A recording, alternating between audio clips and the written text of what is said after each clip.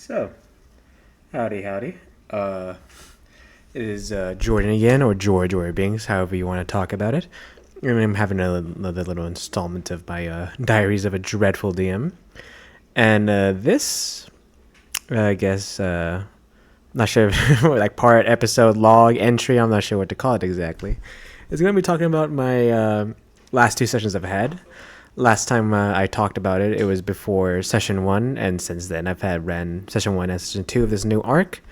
And there's been fun things, and there's been some bad things, I feel like.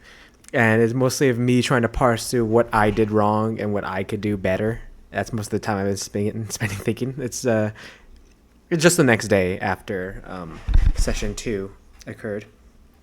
And there was some good aspects of the session, some good roles, some good things occurring, but at the same time, there were some rough parts that I was like, how do I fix this?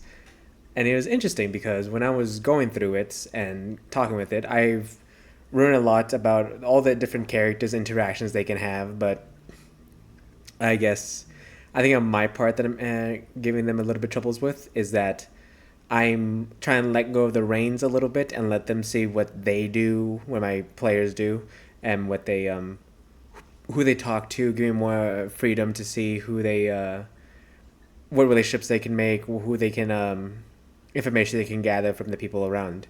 And I've tried to set up some easy portions and easy things going on, and I feel like maybe on my part of things, I unfortunately gave it made it a little too open ended, a little too free, because it seems like they're having trouble trying to figure out like who to talk to and who to and what to say. And that's kind of difficult because I feel like I'm trying to give them the most amount of options and the most amount of things that they can do, but maybe it's like I'm not pointing them specifically in one direction or another, so they don't know what to do specifically. So they're like, I don't know, and that's a bit frustrating on my part because not for them getting like my whole not being able to read my mind or anything like that, but like I feel like it's like a failure on my part of me not giving them enough to understand like, hey, this person could be of interest or this person could be of interest, you know, and trying to get a talk. I feel like the session started off really good with the players waking up from their first night at the inn they're staying in and going around and like talking to people. My one of my players, my fiance, she's playing a guy named Grumpus. If you saw the first little part of this series, then you know Grumpus's deal, a naive, sweet baby boy. But she ignored like everyone inside the inn and was like, "Let me go outside." And she's like, "Oh, there's a stable. Let me go talk to that horse." And them being an animal lover, Cassidy, speak with animals and did that whole thing and did a whole little side tangent with a horse that I really didn't like plan for, and it was just very. I thank God I had the token available to me, but for the horse, and I was like, oh yeah, there's a horse right here, and then like, oh, I can understand maybe the horse is very regal and a lot more sophisticated compared to the environment they're in. They were very much like in the outskirts of the town, a very country type of inn, not so much on like extravagance or anything. It's very much country living type of thing, and juxtaposed by this nicely groomed, tailored, and like well put together horse, like something you could see like a nobleman riding around town. So I was like, oh, that could be interesting. That could be a cool little avenue there. And I was trying to talk with it, but at the same point, I was like, I didn't expect a fucking horse to become a major part of this first section. So I was like, shit, okay. So I was trying to make up stuff on the spot and trying to act out being a horse and everything. And yeah, so that was going on. And then the other two players, they were talking, and I think I unfortunately cultivated a type of feeling that like maybe everyone's in on it because on the first session, or the first part of the campaign, the first little adventure we had, like it feels like everyone was under this control of this cult that was trying to, you know, take people over, turn them into monsters and such. But now you get into an environment where the cult doesn't seem to have taken hold of it yet and seems to be growing its presence. and I don't think I made that clear. So they thinking that like maybe like everyone could be a possible issue or target or something like that. So I had one of my other players going behind some random barmaid and some poor woman and start like drawing a symbol that is specifically against, like supposed to repel kind of the evil magic of the cult that's what they have the current understanding of it is. And if like in an environment where like everything's going to hell in the first adventure in the mountain where all hell broke loose, so you can't really trust anyone or everyone. Doing something like that can be seen as understanding, and people will be like, okay, that's understandable why he would want to do that, and like why something like that could be cool. But like in this environment where like word is starting to take place about like, hey, what's going on, that a curfew had been installed in the last in the first session 2 Fridays ago.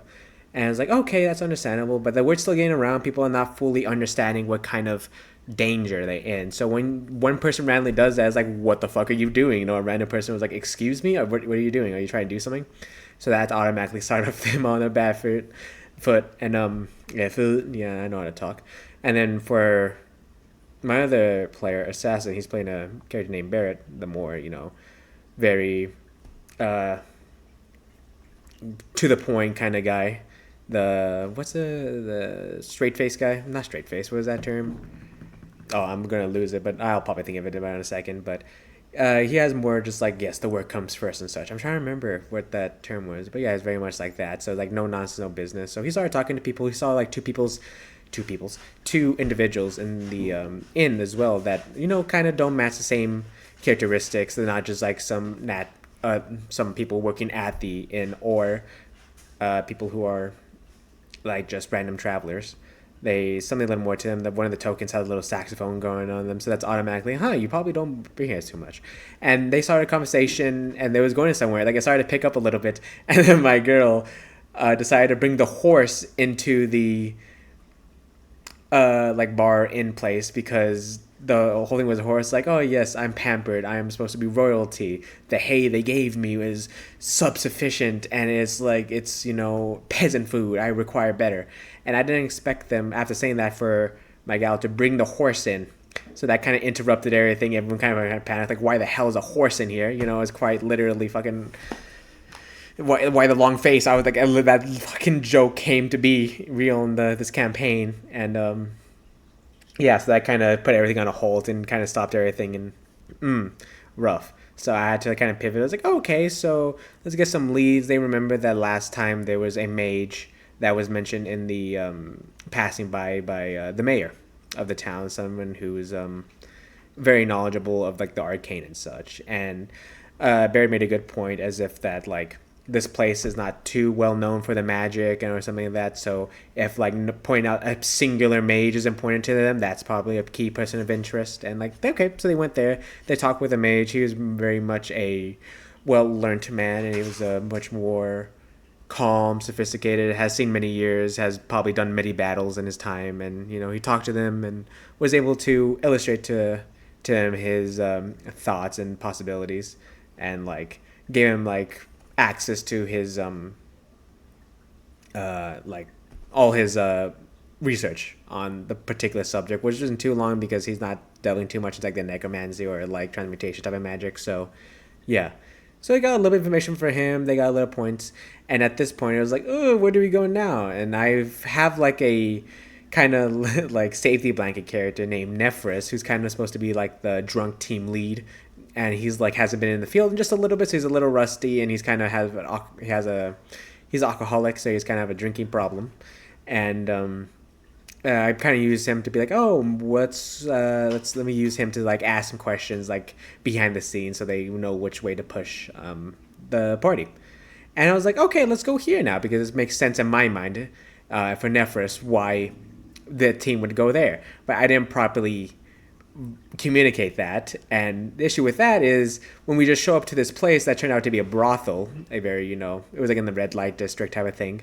And everyone's like, why are we here? Why are we here? And I was like, shit, I didn't properly explain it. It was like, well, the cult needs bodies and to use, and kind of a more illicit thing like this, a lot more, people want to keep hidden identity and not be seen around there. It would make sense that a cult might source some of their resources, some of their, test subjects from a place like this with unsuspecting people trying to, do something else, and they just like yoink them out of the way. So, but I didn't properly explain that, and that's another issue I had. I should have explained like, hey, we're going here because, 1, 2, 3 ABC, because of all that.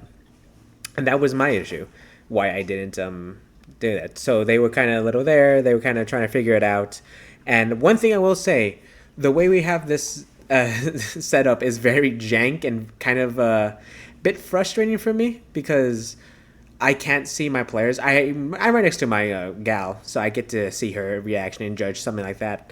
So when it's based off the team and like kind of them, I can kind of look at her and see her facial reaction, try and get an understanding of what the whole party and together is doing. But I can't see Barrett or Fala. Those are the two characters, or Alex and Assassin. There you go, their actual names. And well, I say actual, but one of them is still an alias. But yeah, I can't see their reactions. Like, so I can't tell when there's like a lull or there's like a little like misunderstanding or confusion. I can't like fill up the space with like talking with it and being able like, oh, let me explain this. Let me try to say this. Your character might see this, and it's kind of very hard to see without having that because we're on Discord, but they don't want to show their faces, which is understandable. That's a thing I can get over, but it's another wrench, wrench in the monkey wrench in the engine that's fucking shit up. Okay, sorry about that small little cut there. Thanks to the magic of editing, it might just seem a small little hiccup, but actually it's the next day since recording the first part. So trying to remember where I left off of. I believe it was talking about Discord and having to talk through there and trying to get using the format we currently have to try and run this game, which is fine. I know plenty of people have run a game through, online, through Discord, through Foundry, doing Owlbear Rodeo on my part. But maybe I can move over to Foundry or something like that. I think I still run into the same issue. It's just like, since I have no basis for these people to play D&D, I have no idea how they would react to something, or how the faces look, or how maybe I could fill in the void or something. Because I have a campaign that I'm a player in, actually, that we're doing online. But this is the second campaign I'm running with that group. The first campaign, we actually were in person. It was still when I was still in university. And we spent like almost like a year and a half playing it. So we got used to how all of us operate. So it's a lot easier to kind of parse through it, and while not having videos on, still able to make sense of it and being able to still bounce off each other pretty nicely. But since this is a new group, I haven't met Alex in real life. He's someone I was introduced through Assassin, so that is just one aspect to get over, trying to learn how someone plays, their mannerisms and stuff outside of the game, not just playing the character. So it's an interesting thing.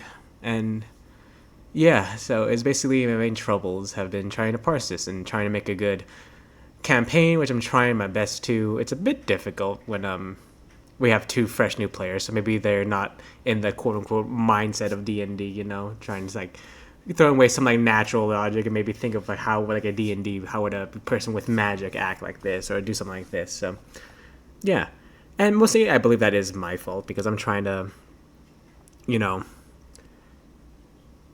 I'm trying to find something to a way to elicit a story, and get a emotion reaction for them to feel right in the role or whatever you want to say it. But it's difficult. It is a bit difficult. I will admit that, but it's my job to find a way for them spending their time not to feel wasted, and that's mostly my goal.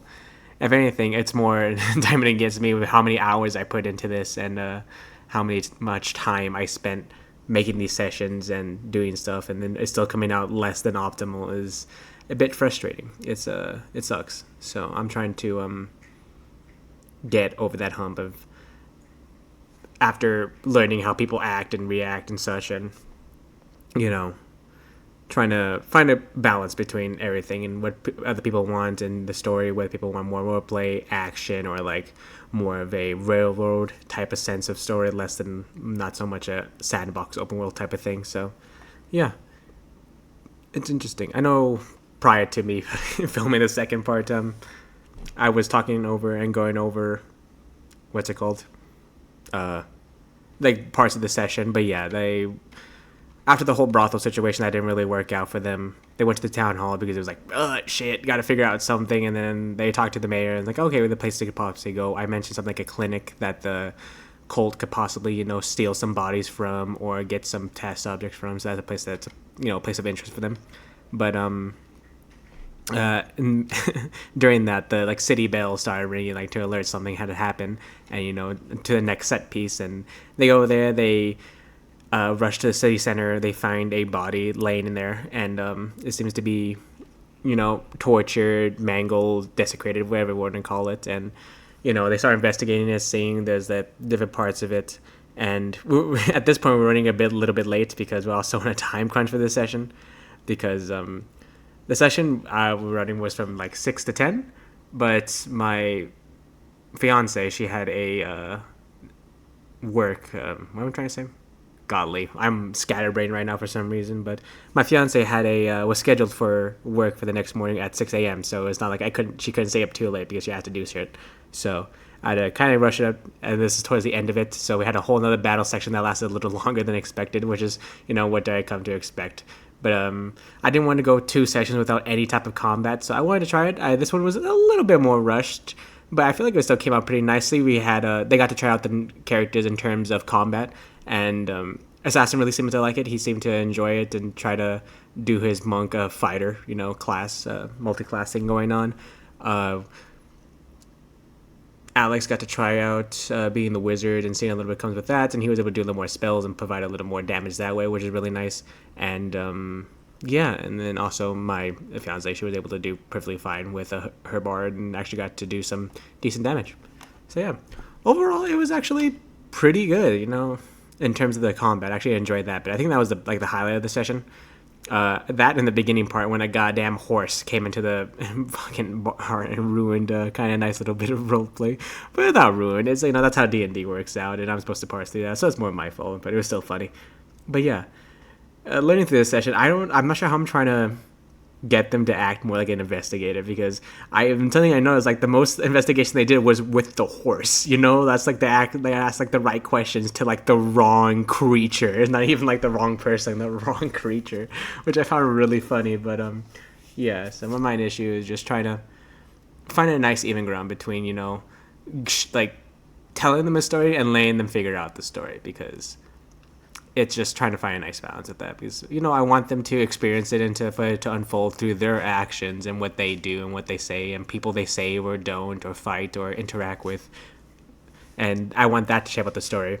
But I also don't want them to feel like they're lost, like, oh, where do I go, what do I do next, I don't know I'm lost, and then kind of feel like useless or like dumb because they couldn't find like this specific place that they were supposed to if they didn't like talk to this person. So that's also why I have Nephris, my little like NPC character, to kind of guide them just in case if shit goes really awry, which I think is a good safety net. I try not to use them too much because I'm not just telling them a story. I'm trying to show them a story, create a story with them. That whole it's a contract, to collaborative story telling and such. The social contract and all that. So fun times. It's mostly just trying to figure that out and trying to figure out how we can find a good pace for everyone. I think it worked out really well.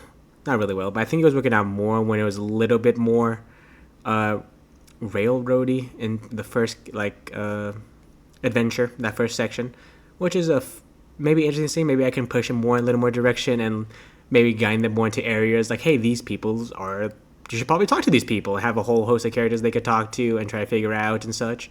And yeah, mostly trying to strike a good balance, a good middle ground between all of those. So yeah, so that's mostly my issues. Now that I've fucking beaten myself over 1,000 times with all this, it's gonna be great.